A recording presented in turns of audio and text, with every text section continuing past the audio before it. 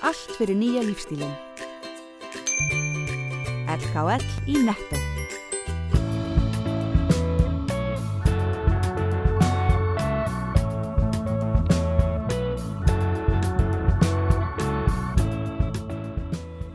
Komið sæl og velkomin í sjónvarp Víkurfrétta.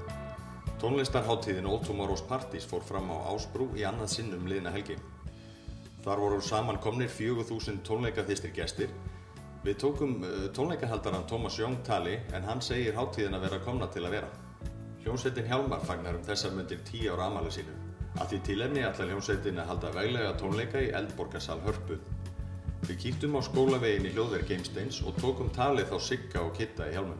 Já, Siggi, hvernig svona liggja leiðir eitthvað Kidda saman hérna í tónlistinni þegar þið að hefja ferilinn? Við hittist bara á Villabar held ég. Við minni það. Ég var að fá með borgara og hann var búinn að fá sig inn og svo bara einhvern veginn ákveðið að koma hingað að borða það, sko. Við byrjuðum á fyrsta hljómsveit sem við vorum í sem voru Fálkar frá Keflavík. Þá var ég að klára Fjölbrautaskólann seint en örugglega, sko. Og þá ætluðu allir að fara bara, einn ætlaði að vera flugmaður og annar organisti einhvers staðar, annar staðar og allir svona vildu hætta í hljómsveitinni sem ég var í þá. Þá var ég svona spáði hvort ég ætti bara að hætta í þessu og fara bara að gerast líka flugmaður eða eitthvað. En þá einmitt hitti ég Sigga og Villabar og við stofnum hljómsveitin Fálkar og vorum að djöflast í því og það var instrumental hljómsveit, sko. Það var engin söngvari í þeirri hljómsveit, þannig að ég veit ekki okkur þú vildir aldrei syngja þá. Það var bara, ég var bara ekki búinn að fá almenna rödd, sko. Já, bara en maður var ekki kominn á þennan stað. Kúlurnar voru en það var ofarlega eitthvað svoleiðis. En svo hljómsveit Fálkar, það var svona kannski meira eitthvað glens og grín en þið voru nú eitthvað með honum Rúnar Júl að spila held ég svo hljómsveit. Voruð þið heimalingar hérna á skólaveginum? Við vorum nú ekki mikið hér, beinlínis. Við vorum upp í skúr hjá Kidda upp á Hringbraut. Þar var ég með mitt svona fyrsta stúdíó á Hringbraut 60 og svo ökkurum tímabúti þá ákvaða við ég og Júli svona hvort það væri kannski góð hugmynd að ég kæmi með tölvutæknina þegar var ég búinn að kaupa mér sko svona nýjustu upptökur svona forritið svona Pro Tools á þeim tíma og Rúnar var ennþá að taka upp á tape hvort að ég ætti kannski að koma með það hingað og þá fæ ég aðstöðu hér og Rúnar fengi þá myndi svona sameina þessi 2 stúdíó svolítið svona og það var við gerum það bara og þá fórum við að vera svolítið mikið hér. Þá gerðum við plötuna með Rúnari, það var fólk eins og þig. Það var eiginlega svona Fálkar sem svona... Já, einmitt. Og hvernig verða svo Hjálmarnir til? Er það næsta skref eftir Fálkumrunni? Það sko, þegar að við gerðum þessa plötu, það var fólk eins og þig, þá heimtaði Rúnar það að hann vildi hafa einhver reggilög á þessar plötu. Og við náttúrulega fórum bara í það sem á þess tíma Google á yrkið og svona fórum að finna út hvernig átt að gera þetta fengur litlar upplýsingar þar en náðum svona einhvern veginn að krafsa okkur í gegnum þetta og svo kjölfarið á þessu þegar þessi plata var nú að vera tilbúin þá svona fættist eitthvað svona hugmynd að þetta var nú kannski ekki svo galið að prófa þetta eitthvað. Þetta henta okkur alveg ágætlega, sko og svo fyrir mig að spila gítar, svona rytmagítar í reggi, það var ekki mjög flókið og ég svona, þetta getur nú orðið gott ævistarf, sko, svona að vera bara í þessu og hvernig við fórum að pröfa, við fundum í hillunni eitthvað reggidisk eitthvað svona best of reggi frá 1975 eitthvað svona fórum bara að skrolla eitthvað já, pröfum að taka upp þetta lag bara eitthvað, veldum bara eitthvað lag og það var Kindin Einar lagið sem ég held að hafi verið svona fyrsta lagi sem við tókum. Þá var það bara ég og Siggi og strákur sem heitir Kiddi Agnars á trommum. Þá var Siggi spilaði öll hljóðfærin og Kiddi trommaði og svo Kiddi Agnars, hann átti vin að austan, Kiddi er að austan sko og hann kemur með Steina inn í bandið. Þá var þetta að fara að verða svona alveg hljómsveit. Þá vantaði okkur henni bara bassaleikara en hann kom síðan inn seinna sko. Og voru þið engin sérstakir reggið aðdáendur? Þetta er bara svona Varð einhvern veginn? Ég meina, ég var nú búinn að hlusta slatta á reggae og maður náttúrulega gerir alltaf einhverja útúrsnúninga þegar maður spyrður einhverjum spurningum, sko, en ekki taka þetta sem einhverjum heilum sannleik, sko. Ég hafði ekki hlustað mikið á reggae. En þið blandið inn í þessu einhvers konar þjóðlaga tónlist eða svona alþýðu tónlist, eða ekki? Það kom að mestu með Þorsteini, því að Þorsteinn kom úr þeim bakgrunn og var meira kannski búinn að var svona aðalega svona blueskall, sko, en var búinn að gera eina svona pínlítið reggae skotna plötu út í Svíþjóð sem var nú svona einhver svona rafræn reggae skotin plata einhver. Og Kitty trommarinn vildi meina það að hann væri hérna ýmsum hnútum kunnugur í þeirri grensu, sko. Og en það kom automatist kom einhvern veginn svona eitthvað þjóðlaga sound með Steina, en það hann eiginlega bara eitt þjóðlag út í gegn, sko. En nú eru þið að fagna 10 ára afmæli. Gátu þið ímyndað ykkur þetta svona þegar voruð að byrja að fíflast í þessu að þið mynduð sitja hérna 10 ára seinna ennþá Hjálmar? Ég nú pínlítið sveittur yfir þessi búið að skipta sófa, sko. Já, en að öðru leyti allt rosalega mikið svipað eins og 10 ára síðan. Þannig að við erum kannski orðin svona pínlítið skeggjaðri og aðeins þar í bumba og stífar í bakinu. En öðru leyti erum við alveg ennþá fínir, sko, já, vera hérna ennþá. Ég kann rosalega vel að meta þessar hljómsveitir sem eins og ég held að Rúnar hafði tíðan sagt okkur, sko, þegar hann var hann sagði okkur bara, þegar þú varst orðinn 30 þá varstu bara átt, sko. Þá ertu að fara að snúa að eitthvað öðru, sko. Þannig var viðhorfið til popparana í gamla dag, veist. En núna nýljónga fyllarlega á söllina og veist, fólk heldur áfram og ég kann rosalega vel að meta það og líka veist, böndið svo guðskus. Þetta hætti ekkert, bara gefa út aðra plötu og svo gefa út aðra plötu og svona. Og sama held ég með okkur að maður við vissum alveg þegar við byrjuðum að veist, þegar hljómsveit tekur á stað og verður rosalega mikið hæp og rosalega vinsæl að þá mun hún dett úr tísku. Alveg eins og veist, bara allar íslenskar hljómsveitir. Buffalo-skotnir og eitthvað svona. Allt þetta fer inn og dettur út og kemur aftur inn og svona. Þannig að aðalmálið eins og ég hef alltaf litið á þetta er bara heldur bara áfram að gera það sem þú fílar og hefur gaman að því og þá dettur aftur inn eða ekki, ég veist, bara meðan þú hefur gaman að þessu, það er það sem skiptir máli, sko. Þið hættuð þarna á tímabili hvort að 2006 eða 2007, það var eitthvað smá breykið á okkur. Út af hverju kom það og er svona? Já, þá var bandið þannig, þá var bandið sko 3 Íslendingar og 3 Svíar og ég rak hljómsveitina á bara heimilisvísakortinu og það var bara flogið þeim inn sko aðra hverja helgi eða hverja helgi frá Svíþjóð. Þeir áttu börn úti sumir og vildu kannski ekki búa hér, það þurfti alltaf að fljúga þeim bara fram og tilbaka og svo þegar þetta var orðið bara aðeins svo mikið. Þetta var búið að ganga á í að verða 3-4 ár, sko.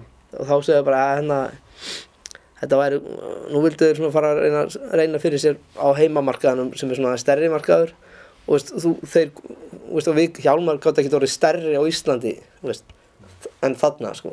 Þannig að það var spurning fyrir þá bara að láta hans reyna á heimamarkaðin og gera eitthvað annað sem ég skil mjög vel og það gekk mjög vel hjá þeim, sko, í því sem þeir tóku sér fyrir hendur.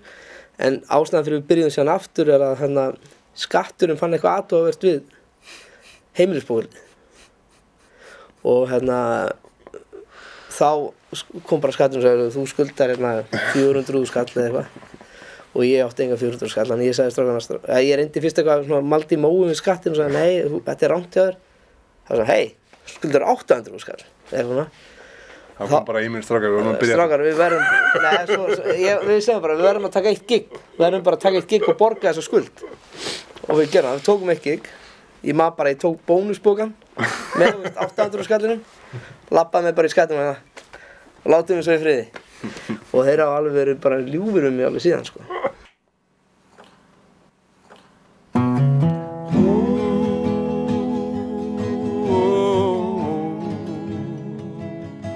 Oh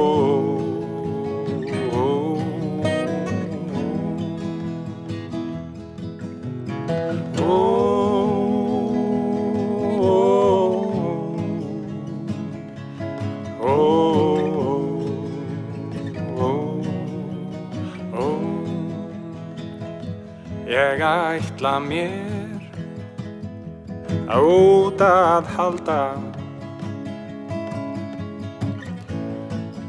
örlögin valda því mörgum á ég greiða að gjalda. Það gömul saga og ný, Guð einn veit hvert leið mín liggur. Lífið svo flókið oft ég í hjarta hryggur. En ég harka samt af mér eitt lítið knús, elsku mamma. Áður en ég fer, nú ég kominn til að kveðja. Ég kem aldrei framar hér.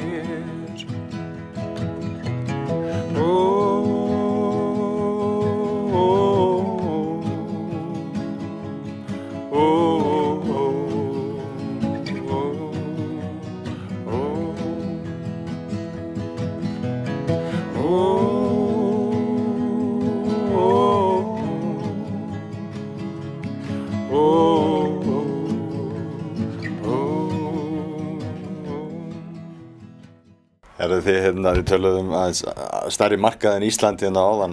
Ég sá nú greinu í Rolling Stone hérna, vefmiðlunum þeirra daginn hérna, sem þið voru meðal hljómsveita sem hefðu aldrei meikað svona alþjóða vettvangi, en væru samt hrikalega vinsælir í heimalandinu.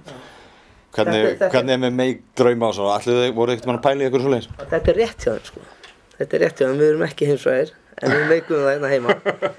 En það sem þeir fóru hins vegar rangt með, þeir settu vitlausa mynd. Það var nú gaman ef við getum sett hann upp. Stöfuðu nafni rétt, það var viðingavert hjá þeim. Já. Sko, í rauninni þá var tekin ákvörðun í þessar hljómsveit það á einhverjum tímapunkti að við ætluðum að vera íslensk hljómsveit og ætluðum að syngja á íslensku og lögin okkar eru fjallað svona íslensk minni og eru svona dálítið íslensk að flestur við því. Sem að automatist einhvern veginn bar það af sér að það var ekkert kannski beinlínis það að við værum að sækja erlendis með þetta dótari. Við veitum frekar sinnaði að gera þetta almennilega á íslensku. Þannig að meikdraumar hafa aldrei verið kannski, þú veist, það sem að þetta band hefur snúist þannig. En þið hafið spilað erlendis, tekið upp erlendis og svona, þannig að einhver áhugi fyrir ykkur erlendis? Já, þú veist, með tíð og tíma hefur þetta örugglega farið víðar en maður gerir sér grein fyrir, þú veist, og hérna, það alls konar fólk sem fylgir okkur hér og þar sem að Við höfum alveg farið víða og spilað mörgum stöðum og á mörguleiti þetta svona skemmtilegt format að vera bara með vinna á þessu svæði og fara síðan svona einstaka ferðir út að spila. Nú hef ég pröfað hitt líka að vera bara úti alveg mjög lengi að spila. Þá þetta ekkert síðra að nota þetta svona, sko. Mörguleiti miklu skemmtilegra. Aðeins að vikið öðru, því að það nú brallað ýmislegt annað saman, verið í Bakalúti, Memphis Mafia og svona. Þurfuð þið alltaf að vinna saman? Eru þið ekki búin að vinna svolítið mikið saman? Jó, við náttúrulega erum búin að vinna svolítið mikið saman og það hafa alveg komið upp svona pínlítil árekstar, sko. En við erum mjög ólíkir, sko. Þó kom ekki vel að vinna saman. En þá náttúrulega, eðlilega, þá náttúrulega kemur mitt svona stundum smá árekstar. Já, það bara, þú veist, það fer eins og maður, þú veist, sumir liðir svona þurrkast upp annars lagi og það bara þarf að smyrja á pínlítið og þá fer þetta nú vilt. En þú veist, ég meina, við erum bæði góði vinnir og vinnum yfir saman þó við séum, og ég held að það sé okkar styrkur að við erum allt öðruvís en hinn, sko. vinnum á öðruvísi hraða og öðruvísi notum öðruvísi aðferðir og þannig að, þú veist, ég kann alltaf mjög vel við að vinna með Kidda og ég vona... Já, það er sama, sko. Málið, það er eitthvað við það, held ég, með okkar pródúsjón teymi saman, sko, því að það er eitthvað við að við þurfum ekki oft mikið að tala saman þegar við erum í stúdíónu. Við vitum og það er ekkert að segja, getið spólað þetta tilbaka, ég ætla að taka þessa rödd aftur. Það er maður bara svona, þetta er komið bara svona í einhvers konar hugarskipanir einhvern veginn, þetta er mjög skrítið. Og það er mjög þægilegt, sko, maður kannski vinnur í lag með einhverju hljómsveit og það einhvern veginn rosa þægilegt þegar að allir eru farnir og við erum bara 2 eftir í stúdíónu. Þá oft finnst mér svona, þá spænist þetta upp, sko. Og það er hann að við höfum nú átt helviti margar klukkustundirnar saman í sikvarum með glerið, sko. Eftir aðeins margar kaffibólla og allt konar. Þú verður því og þú sérstaklega verið að vinna núna með Ásgeiri mikið. Hvað, ertu farið að nú alfarið að honum eða hvað er í gangi hjá Hjálmur núna fyrir utan kannski afmælistónleikana? Koma fleiri blötur eða? Já, ég er búinn að vera núna síðasta svona 1,5 árið mjög mikið með Ásgeiri. Við gerðum líka plötu Hjálmar með norskum tónlistarmanni sem heitir Erlend Oye og við erum núna bara að fara að spila á tónleikahátíð í Noregi með honum, Hjálmar. Siggi er búinn að vera eiginlega bara að vinna með honum núna síðasta árið spilandi út allan heim. Þannig að við leifum þessu ekki svolítið svona mallar þegar maður fer í plötu með svona sem á að koma út á allt bara út allan heim. Þá er það ekki eins og hér kannski maður ákveður að gerum plötu. Maður tekur hann upp á 1 mánuði, hún kemur út í næsta mánuði og hún er gömul eftir 3 mánuði. Þú veist, ef þú tekur upp plötu þá tekur það kannski 1 ár svona fínisana og þegar hún er tilbúin þá er útgáfufyrirtækið tilbúið að gefa hann út eftir 6 mánuði og svo tekur það 2-3 ára fylgin eftir.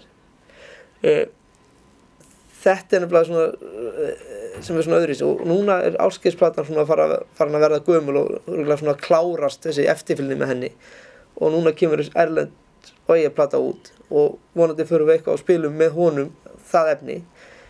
Hjálmar taka síðan 10 ára afmælið og spilum í Eldborg 27. september og síðan fór ég í heimsókn í stúdíó sem er svona gamla stúdíó hans Jimi Hendrix sem er í New York og ég allavega þann draum að Hjálmar fari þangað næst og taki upp næstu plötu. Lítið fugl hvíslaði að mér að Þorsteinn væri á leiðinni með sólóplötu, til í því? Já, það er líka, sko, þetta er svolítið merkilegt. Ég einhvern veginn sá fyrir mér þetta ár eins og að væri ekkert að gerast hjá okkur, sko. Svo að þegar árið er núna svona fara að tegnast upp þá erum við með, sko, Hjálmar með Best of plötu sem heitir Skíaborgin. Við Steinar með plötu sem kallast Unimog sem kemur vonandi út á þessu ári og svo kemur Hjálmar út með plötu með Erlend Oye. Þannig að 3 plötur á ári sem er ekkert að gera á, það er bara fínt. Siggi, hvað ætlið að vera lengi í þessu sem Hjálmar? Ég er ekki að sjá fram á að við séum að fara að hætta neitt á næstunni, sko. Ég er reyndar, sko, breytt aðeins til og flutti mig sett til Noregs og bý núna í Oslo. Kannski aðeins til þess að bara anda öðru lofti og eitthvað en þú veist við erum ekkert að hætta á næstunni, sko. Og ég á mig þann draum að geta orðið svona svolítið eins og Rolling Stones, sko, þegar við erum orðið svona 65-70 ára gamlir þá getum við ennþá verið að þessu, sko. Ég nefnilega reggið er ekki alveg svona tísku, sko. Það er aldrei verið almennileg í tísku og aldrei dottið almennilega úr tísku heldur. Það er kannski kosturinn við það, sko. Tónlistarlífið á Suðurnesjum núna, hvernig finnst ykkur á svona miðað við þegar þið voru að koma sem unglingar og fengu kannski að leika lausum hala hér og svona, hvernig er þetta miðað við þá? Þegar við erum alastu, þá eru Deep Jimmy svona stóra hljómsveitin hérna og það var Kolossal Krókriðandi, Texas Jesu. Það var Mustirið upp á Hafnargötu. Já. Það var æfingarhúsnæðið okkar.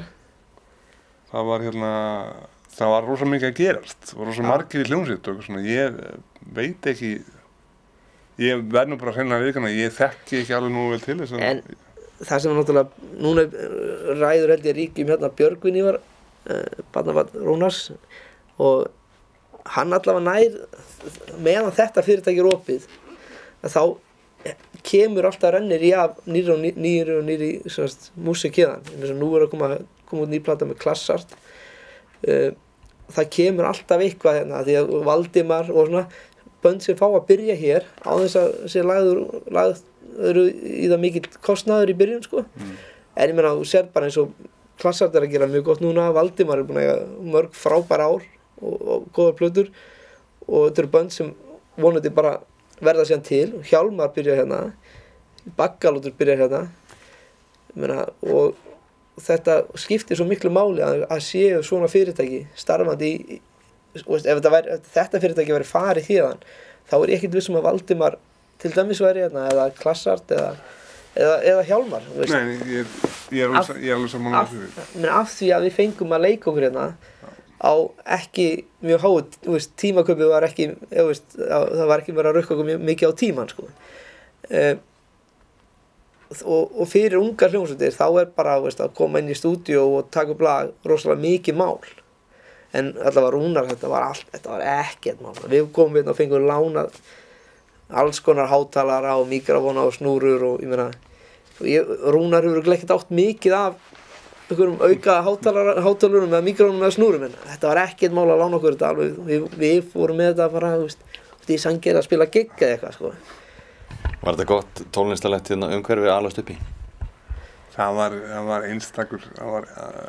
einstakur andi hérna meðan alltaf Rúnar var hérna alltaf að tefla í tölvunni og oft á tíðum þá vorum við að vinna hérna eitthvað fram eftir kvöldum og Kitty var farin heim að fæða börnin sín og eitthvað svona og þá sat ég og hérna einn eftir og þá kom Rúnar alltaf og sagði Siggi minn, viltu ekki koma upp og fá þér að borða? Og svo oft á tíðum þá kom hann nú fyrir í gamla sófanum sem var hérna, þá bara hallaði maður sig svona rétt á meðan að blánóttin gekk yfir og svo var ég komin aftur og við heldum áfram. Klukkan 9, sko. Og við heldum áfram, sko. Já. En mánaljósi fegrar fjöllin. Ég feta veginn minn, dyrnar opnar, draumahöllin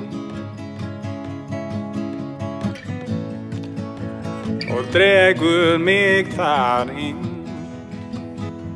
Ég þakkir sendi, ég sendi öllum.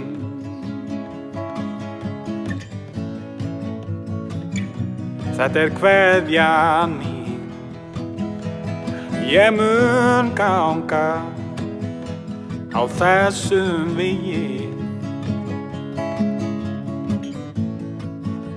Uns lífsins dagur dvín, ég mun ganga á þessum vegi. Uns lífsins dagur dvín.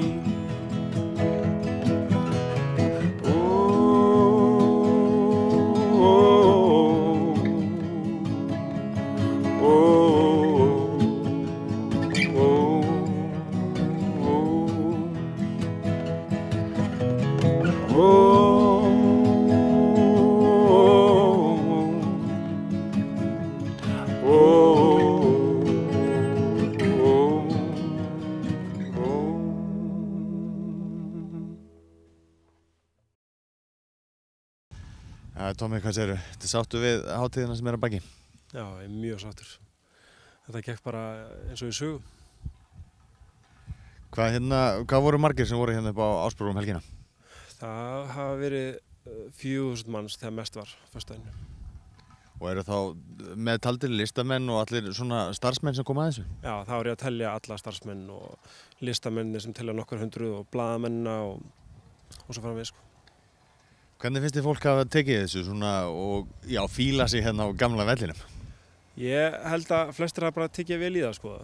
Við höfum alveg heyrt í útlendingum segja þetta sé svona eins og yfirgefinn NATO-völlur sem þetta er. Og en Íslendingum finnst flestum spennandi að koma hingað. Og þeim finnst bara mjög gaman að vera þetta. Þetta er ekki mikið kannski þjónusta. Við fengum kannski svona eina litla kvörtun út af því að það væri kannski bara hægt að kaupa sér aðalega mat á einum stað og svo bara hér á kvöldin. Ég held að við höfum verið meina 6 eða 7 mismunandi opsuna. En það er partur af að vera yfirgefn með NATO-velli, þetta er ekki miðbær Reykjavíkur eða Keflavíkur. Hvernig finnst þér þetta hafa tekist til svona miðað við í fyrra?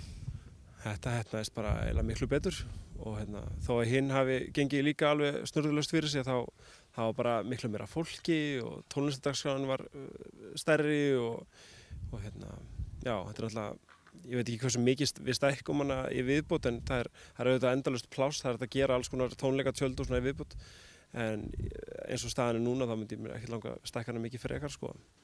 Á þetta að vera svolítið svona lítið og innilegt og nálægð við listamennina? Já, það er hugmyndin sko, þannig að það er hugmyndin á bak við ATP en þegar þú komið svona stóru nöfn og svona þá er mjög auðvelt að freistast til að búa til svona hálfgerða hróaskjöldu í Íslands bara þar sem all stærstu nöfnir að spila og fá fullt af fólki. En jú, þannig eru ATP hátíðarnar og þannig að það er bara að vera bara komið í ljós. Þetta fyrir alltaf líka mikið eftir hvaða hljómsveitir við bókum fyrir næsta ár og svona hver starfinn á þessu verður. Nú voru á vel látið af tónleikum Portishead, Interpol, hvað finnst þér hafa staðið upp úr? Já, Portishead áttur náttúrulega ótrúlega tónleika og tóku allir eftir sko, að hljóðið hafi verið bara mjög gott og tónleikandi frábærir og þau miklu stuði og líka gaman að segja frá því að þau sendi okkur þakkabréf daginn eftir og stjórnendur ATP höfðu orðað því að þegar unni með held ég 3 sinnum eða 4 sinnum áður og aldrei fengið svona þakkabréf bara það sem þau þökkuðu fyrir bara góða tónleika og hvað krúið hefði staðið sér vel og hvað hefði verið vel að þessu staði þannig að við pínu hoppum upp á sætunum okkar þegar við fengum þetta bréf. Nú er þið komið smá reynslu svona, búin að gera þetta tvisvar. Verður þetta aftur að ári og kannski ógamla tíð? Þetta verður allan næsta ári og við höldum bara áfram svo lengi sem að þetta gengur vel. Og hvernig gengur þetta svona, eru ATP-menn sáttir og hvernig er þetta kannski fjárhagslega, er þetta bera sig? Já, ég meina það tekur alltaf tíma að byggja svona hluti upp og það eru bæði ég og ATP eru meðvituð það. En þú veist, þetta er miklu meira hugsunarstarfsemi heldur en einhver peningastarfsemi sko, þannig að þetta tekur nokkur ára að byggjast upp. En þau eru mjög sátt og við erum mjög sátt, þannig að það er engin ástæða. Hvernig eru ATP-fólkið að fíla svona þessa staðsetningu, völlinn og þetta umhverfi? Já, ég meina sko, ástæðan fyrir ATP kom hingað er Ásbrú sko. Þegar þessi hugmynd kemur upp að gera tónlistarhátíð á Ásbrú þá leita ég til þeirra og því ég vissi að þau voru svona vön því að halda tónlistarhátíð á svona óvenjulegum stöðum og þau eru ekki vön því að halda tónlistarhátíð í miðbæ London eða eitthvað slíkt og þegar þau komið hingað þá sögðu þau að þetta væri bara eins og Camber Sands sem er einn aðalstaðan þeirra að þetta væri bara eins og það nema að þetta væri eins og sá staður hefði lent á tunglinu en þetta var algjör forsenda fyrir því að geta selt heim hugmyndina þetta væri ekkert eða væri ekki fyrir Ásbrú. Er þetta einhver hátíð sem þú hefur farið á áður eða svona litið til svona sem áhugaverðar hátíðar? Ég hef bara heyrt þetta og finnst þetta mjög spennandi hátíð en ég hef aldrei því miður komist á þetta úti eða neitt svoleiðis. Ekki fyrir núna, ég mistaði þessi fyrra og vorum úti á túra og það er bara snillt að geta komist núna. Ég held að þetta sé bara veisla fyrir tónlistarfólk og tónlistarvinnendur á Suðurnesjum alltaf núna, þannig að það er bara snillt. Það er náttúrulega geðveikt að koma inn í svona hús eins og þetta, maður hafði aldrei komið inn í þetta hús sérstaklega svona þegar herinn var hérna og svona og já, bara gaman að vera upp á velli eitthvað. Svona þetta er svolítið old school. Fólk hérna utanbæja fólk eða útlendingar, ég veit ekki hvort þú hefur talað eitthvað við þau, veistu hvernig þau eru að upplifa þetta? Ég hef ekki hugmynd það sko. Ég hef hitt reynda nokkra hérna úr bænum, þeim finnst það að vera bara geðveikt, þeim finnst það að vera svo töff út að það er ekkert of mörg svið í gangi eða neitt svoleiðis, þannig að við erum bara að fíla þetta. Ég haf líka allan hljómsveitina að spila klukkutíma í staðinn fyrir kannski hálftíma, 40 mínútur eins og gengur og gerist á festivalinu. Hvernig svona færið alveg frið, er fólk ekkert að þekkja þig hérna á hátíðinu? Nei, það þekkir enginn gítarleikar maður.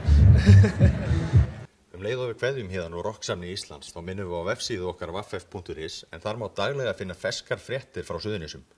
Við þökkum fyrir okkur, verið sæl. Hvað er uppáhaldslagið ykkar?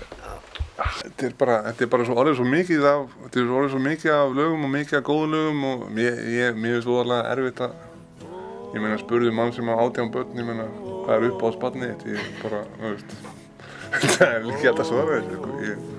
Það er nú bara, mér finnst þetta allt æðislegt sko. Ég ætla mér að út að halda Örlögin valda því mörgum á ég greiða að gjalda. Það gömul saga og ný, Guð einn veit hvert leið mín liggur.